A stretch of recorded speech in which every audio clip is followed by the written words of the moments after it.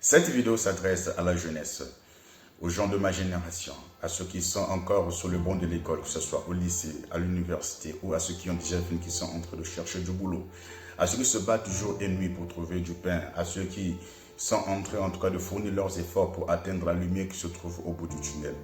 Cette vidéo-là, elle vous est adressée. C'est une chose qu'on avait souvent l'habitude d'entendre, d'écouter, qui se faisait sur les femmes autrefois. On passait notre temps à condamner ces genres de choses. En tout cas, les gens se sont levés pour condamner, pour faire cesser ce fléau. Mais non pas que ce fléau a cessé, mais ce que nous sommes en train de voir, c'est que ça va de mal en pire. Ce fléau ne fait que s'empirer. Et aujourd'hui, c'est maintenant le cas des hommes. Donc, dans cette vidéo, je veux plus marteler sur les hommes. Je veux plus m'adresser aux hommes. Il y a deux choses qu'un homme doit jalousement, précieusement préserver dans sa vie. Vous pouvez tout perdre, la richesse, les biens matériels. Vous pouvez tout perdre en tout cas. Même lorsque vous avez tout perdu, il vous faut en tout cas préserver ces deux choses qui sont la réputation et la dignité. Ce sont deux choses qui feront en sorte que vous puissiez toujours avoir la tête haute, marcher le torse bombé avec fierté, la réputation et la dignité. Par votre réputation, pouvez-vous vous refaire. Par votre dignité, votre fierté, votre manière d'être, on peut vous recommander quelque part. Ce sont ces deux choses qu'il faut jalousement préserver. La réputation encore peut être salie. La réputation encore, on peut parler du mal de vous. On peut vous accuser faussement. Vous voyez? Mais après un certain moment, les gens peuvent venir réparer, peuvent venir présenter des excuses, peuvent venir laver votre nom sur des endroits publics. Vous voyez? Donc de la même manière qu'ils vous accusez faussement, c'est de cette même manière qu'ils peuvent venir laver votre nom. Ça peut, en tout cas, vous pouvez récupérer votre réputation.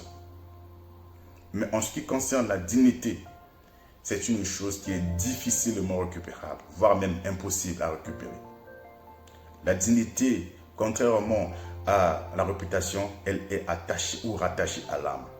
Donc lorsque vous la perdez, c'est vraiment très très difficile que vous la récupérez, voire même impossible comme je viens de le dire. Mais qu'est-ce que nous remarquons de nos jours? Vous savez, pour devenir riche, les gens sont prêts actuellement à tout faire. Nous, on nous a appris que la richesse est un processus, c'est un ensemble d'étapes. Il faut passer par des échecs, il faut passer par la réussite, il faut passer par des victoires, par des combats, des batailles, jusqu'à ce que vous puissiez atteindre le succès. Donc c'est un processus. Nous sommes nés aujourd'hui, nous voyons des gens âgés, très riches, nous ne savons pas par quoi ils sont passés, mais nous voulons automatiquement devenir comme ces gens âgés. À 20 ans, nous voulons devenir milliardaires. À 25 ans, nous voulons devenir milliardaires.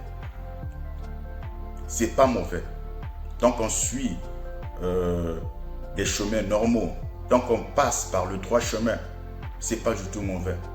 Il y a des gens à 20 ans, 25 ans, voire même moins, qui sont devenus millionnaires ou milliardaires parce qu'ils ont créé quelque chose, ils ont inventé quelque chose, ils ont fait ceci, ils ont fait cela. Ça, c'est normal. Mais si je vais plus m'adresser à ceux qui sont partisans du moindre effort, non seulement vous ne voulez pas réfléchir, vous ne voulez pas travailler pour atteindre cette richesse, mais c'est vous qui voulez devenir riche. C'est vous qui voulez devenir des prochains Elon Musk ou des prochains Bill Gates. En étant sur votre lit, en étant sur votre fauteuil, en passant votre temps sur les réseaux sociaux à ne rien faire. C'est vous. Est-ce que cela est, où est-ce que cela emmène? C'est de ça qu'on va parler dans cette vidéo.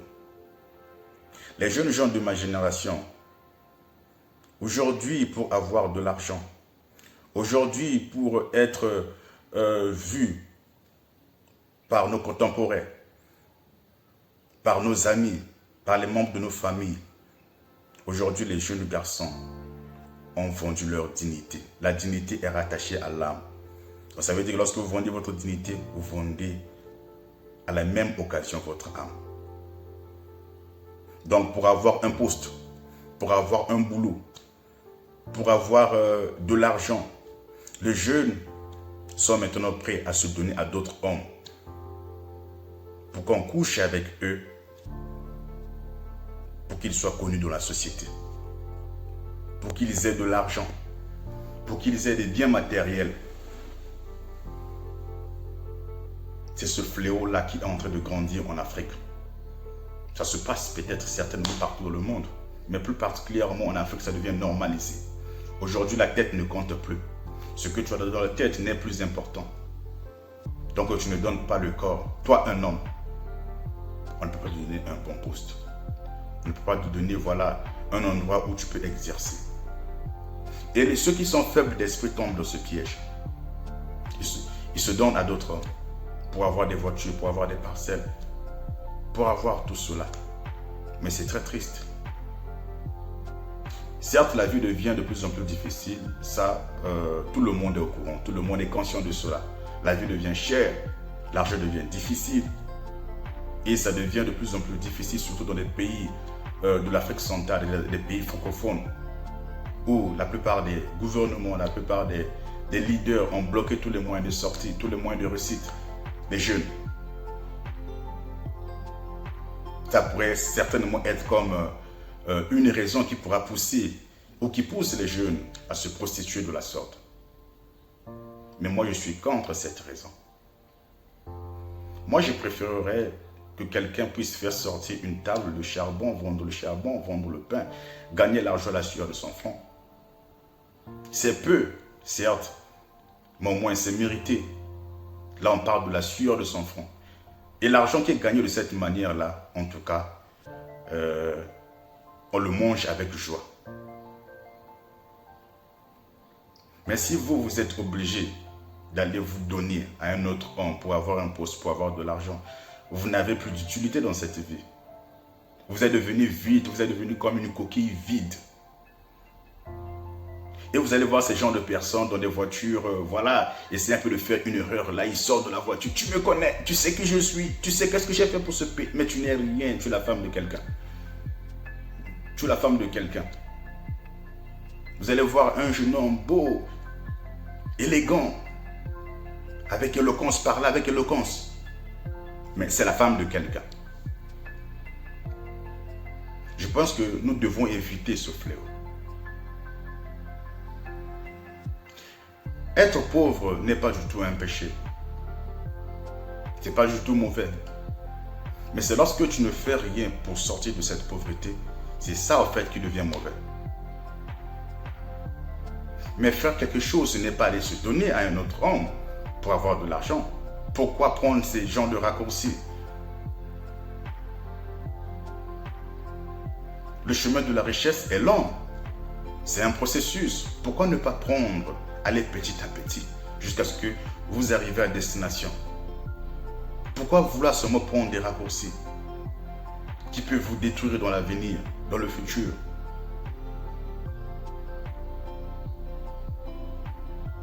La personne avec laquelle tu vas coucher, tu ne sais pas pourquoi il veut cela. Parce que quelqu'un de normal déjà ne peut pas demander à son ami garçon de coucher ensemble. Ça veut dire qu'il y a une raison quelconque qui le pousse à faire cela. Et la plupart de ces raisons, ou l'une de ces raisons plutôt, l'une de ces principales raisons est souvent le mysticisme des sectes. C'est ce qu'on leur demande souvent de faire. Mais bon, comme vous êtes assoiffé d'argent, vous n'arrivez pas à réfléchir sur cela. Vous voilà dans les mains de ce monsieur. C'est vraiment triste. Je pense que la jeunesse africaine doit vraiment être éveillée. Ce n'est pas un moyen pour atteindre la richesse. Ce n'est pas un moyen pour gagner de l'argent. Ce n'est pas un moyen. C'est ce qu'on appelle par l'argent mal acquis. Cela ne profite jamais.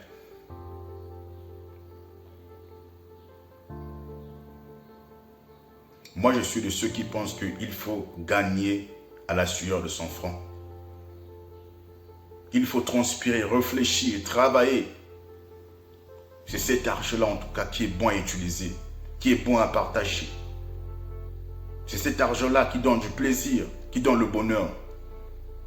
Mais l'argent qu'on qu'on obtient après avoir été maltraité, après avoir été traumatisé par un autre homme, ça c'est de l'argent sale, c'est de l'argent souillé. Tu deviens une coquille vide. Le fait même d'y parler, ça me donne envie de vomir. Tu n'es pas obligé de faire cela. Donc si tu te trouves déjà dans cette situation, je te demande d'arrêter. Prends un chemin droit. Travaille comme les autres. Va vendre. Apprends un métier. Il y aura toujours de la place pour toi.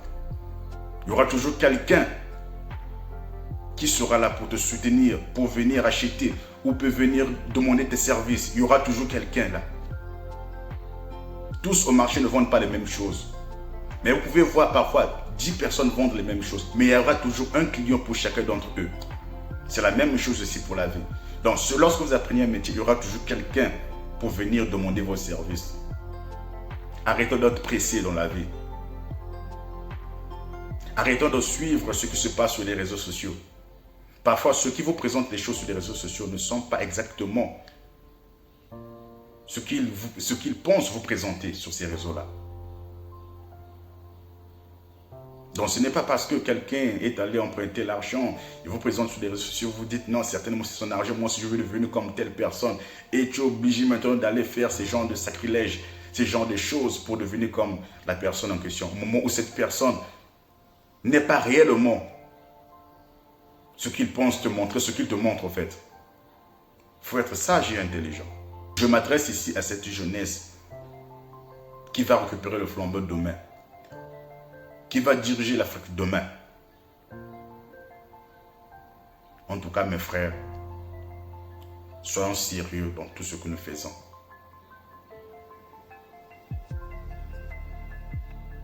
En faisant ça, vous détruisez vos vies, vous détruisez vos étoiles, vous détruisez tout ce que Dieu a prévu pour vous dans votre vie. Revenez sur le droit chemin, travaillez correctement, vous gagnez votre argent à la sueur de votre front. Et je pense que cela va aider tout le monde. Laissez ces choses-là, les LGBT, et tout ça chez les Occidentaux là-bas. Nous, avec notre culture bantou, c'est l'homme-femme, pas homme-homme. Donc, je reprends encore. S'il y a deux choses que l'homme doit impérativement garder, jalousement garder, précieusement garder, c'est sa dignité et sa réputation. Faites très attention, veillez à cela, à ces choses en question, car c'est très important. Donc, si vous avez aimé ce que je vous ai dit, n'hésitez pas de partager cette vidéo, ça va aider beaucoup de gens. Merci de l'avoir suivi.